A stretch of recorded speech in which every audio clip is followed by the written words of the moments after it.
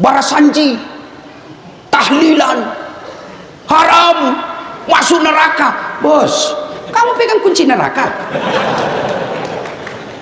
Kalau kau tidak mau takziah, tidak mau tahlilan, silahkan, kami juga tidak kafirkan kamu.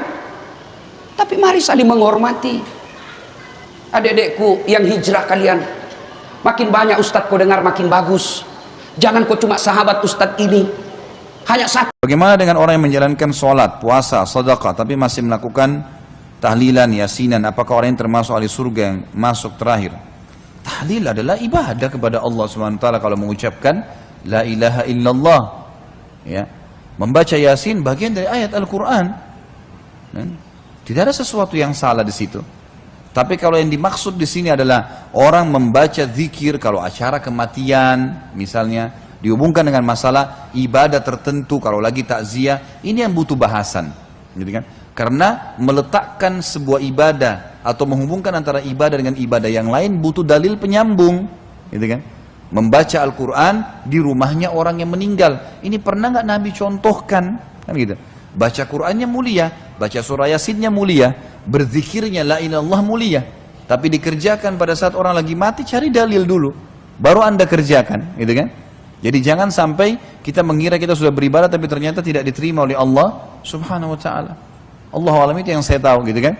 Tentu kalau teman-teman yang melakukan ini sudah punya dalil, ya silahkan dikerjakan. Kalau saya pribadi, saya tidak pernah menemukan dalil masalah itu. Yang saya tahu adalah Nabi SAW kalau sedang bertakziah, beliau yang datang membawa makanan, menyabarkan, mendoakan, pulang. Itu yang ada dalam riwayat, gitu kan?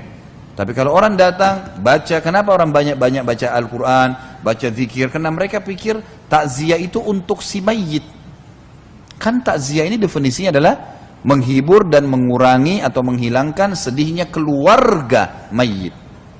Kalau si mayit, teman-teman sekalian, dari pertama kita mati, dari pertama dia mati sampai kita mati kita doakan. Gak ada hubungannya dengan hari takziah itu. Karena dari pertama dia meninggal, tanpa nunggu malamnya pun kita sudah harus doakan, kita sedekahkan, kita berbuat ibadah untuknya. Tidak pernah ada riwayat masalah itu. Yang ada Nabi SAW datang ke rumah para sahabat, membawakan makanan, menyabarkan mereka, gitu kan? Kemudian Nabi SAW pulang. Riwayat sahih menjelaskan Nabi SAW mendatangi rumah keluarganya Ja'far bin Abi Thalib. Lalu beliau berkata kepada penduduk Madinah, isna'u li ali Ja'far fa innam asabu ma lam yusibkum. Buatkan makanan, bawakan makanan ke sana rame-rame ke rumahnya Ja'far, keluarganya Ja'far, karena mereka sedang tertimpa apa yang tidak menimpa kalian, mereka sedang sedih. Maka sahabat semua rame-rame bawa makanan. Sudah, kita bawa makanan ke tempat orang yang sedang bersedih. Bukan dia lagi yang pasang terok, pasang ini, buat masakan. Orang sudah sedih, tambah lagi hidangkan makanan ke orang lain. Kita yang bawain, itu sunnah Nabi. Kenapa kita harus bentrok? Kenapa harus kita buat yang lain?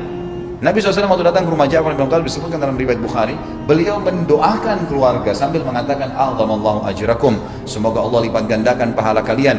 Innalillahi ma'ata wa lillahi ma'akhad, sungguhnya milik Allah yang dia kasih dan milik Allah yang dia beri, wa kullu syai'in bimiqdar, dan semua berputar sesuai dengan takdirnya.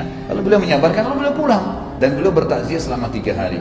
Kita bukan sedang membahas tahlilan yang merupakan zikir, bukan masalah zikirnya. Jangan anda faham, oh ini Ustaz Khalid tidak suka zikir. Bukan itunya, tapi meletakkannya pada apa yang Nabi SAW lakukan supaya kita murnikan agama. Baik, ini pertanyaan terakhir ya. Saya mau tanya bagaimana hukumnya kalau saya menghadiri tahlilan karena saya diundang, tapi saya diam saja tidak mengikuti, apa hukumnya? Karena di tempat saya masih banyak orang-orang ahli bid'ah. Untuk apa hadir gitu? Sudah hadir nggak ikut, duduk manis gitu kan? Ya sama. Ulama mengatakan masih boleh kita datang ke satu tempat yang ada perbuatan dilarang dalam agama, ibadah yang tidak dicontohkan seperti perbuatan bidah. Kalau kita bisa mengingatkan dan hanya datang ingatin ini nggak boleh ya, karena Nabi tidak pernah contohin, pulang, itu boleh. Tapi kalau duduk di situ nggak boleh. Sama ada orang lagi nonton film nggak benar, lalu kita duduk di situ, nggak deh, saya mau nasihatin mereka. Gimana caranya kita mau nasihatin, tontonannya lagi jalan? Nggak mungkin. Nanti kalau kita nasihatin ini nggak boleh gini-gini, kita keluar langsung dia bilang, tadi juga ikut nonton. Datang, maaf ya, itu nggak boleh dalam Islam, dilarang, haram gini-gini, tinggalin. Nggak usah pusing dengan hidayah di tangan Allah. Bagaimana hukumnya jika anak membantu orang tua mengadakan tahlil bagi saudara yang sudah meninggal? Jika anak menolak, orang tua marah dan tersinggung karena tidak menjaga tradisi, Sedangkan jika dilakukan Islam tidak menyuruh tahlil. Apakah anak itu berdurhaka? Tentu saja ada hadis Nabi yang berbunyi la ta'ata li makhlukin fi ma'siyati khaliq. Tidak ada ketaatan pada orang tua, pada siapapun, pada makhluk, pada hal yang berbau maksiat pada sang pencipta. Itu hadis Nabi SAW. Jadi kalau orang tua kita menyuruh sesuatu yang melanggar agama, tidak boleh kita patuhi.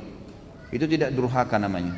Jadi kan perempuan disuruh buka jilbabnya atau dilarang sholat, ya, atau melakukan perbuatan-perbuatan bid'ah yang Nabi tidak contohkan, maka itu hak kita untuk menolak. Karena itu haknya Allah Subhanahu wa taala. Allahu a'lam. Yang saya tahu itu tidak, dia jangan juga teriak-teriak, marah-marah, enggak. Sampaikan apa adanya. Suruh saya apa saja ayah, suruh apa saja ibu. Yang penting agama tidak larang.